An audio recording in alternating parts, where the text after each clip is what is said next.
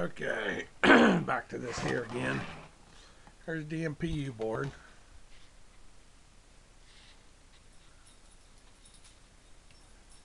I did some work here, and some of these were bad, and I had a couple of these here that were bad. So I went ahead and placed all these.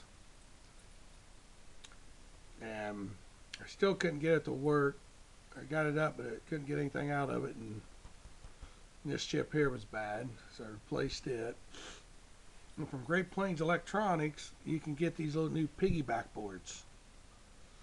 Because that was the problem with this Gottlieb System 80Bs, was the piggyback boards. Give me an example. Right here. That's the piggyback board. This board here works too, but this is the one that won't start a game. When you push the start button, it won't start a game. And I think it's this chip right here, Z11, I think is the one I'm looking for. Now I've had to replace these here.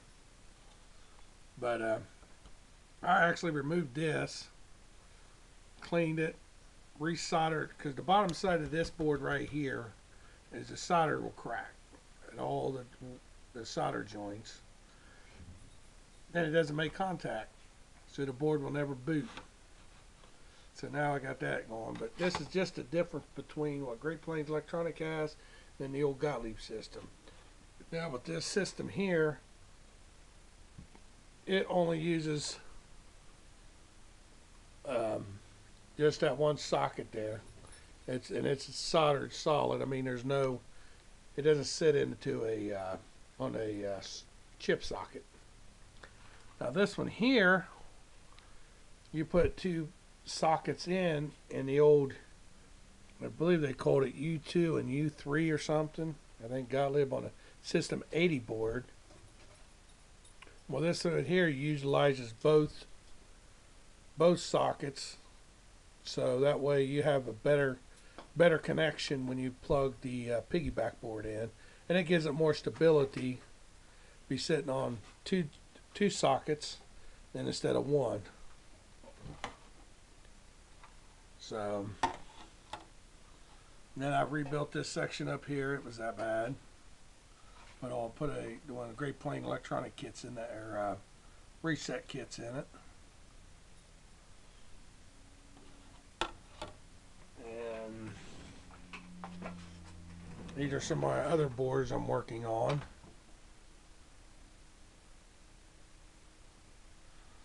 This one here I can't get to even come up. The piggyback board, I know it's bad, so I'm going to have to get another big piggyback board. Here's another one I tried to fix the piggyback board. I mean, it kind of yes, but I'm going to wind up just ordering some new piggyback boards and just put new ones on it and be done with it instead of trying to fix those. I got one to work, but I'd love to get these two up and working. That'd be great. That way, because I got two other Gottlieb games, Genesis and Raven, that I've been keeping up and going. And it's always nice to have a backup, at least one backup board. Okay.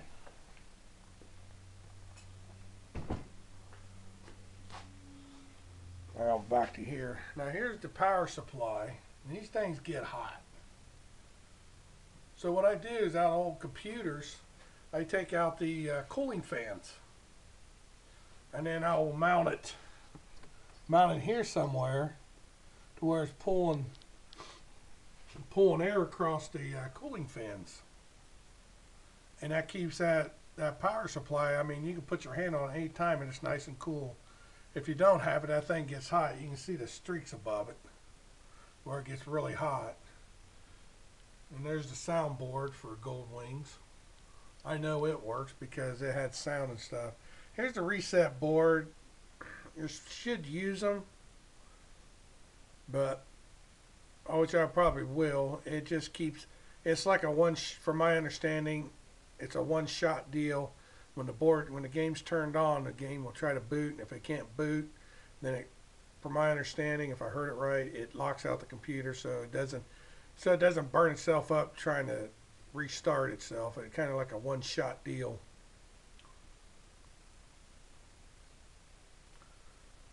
So cabinet's kind of rough on it. It's been sitting in the shed. You can see the sawdust on it. Coin door. It's all complete except for the slug reject. Yeah, it's got one of them in it. And this is missing here, but I got a diamond lady cabinet I'm going to pull the shooter off of. And as you can see here, these points are way out of whack. It's probably caused something going down, so I'm going to have to fix that. What I'll probably wind up doing, pulling everything out of the bottom of this, taking a little bit of sander and sand it up real good, shop vac it out, make it nice and clean. Maybe shoot some blue paint in there to make it look better. I don't know. So, and this here,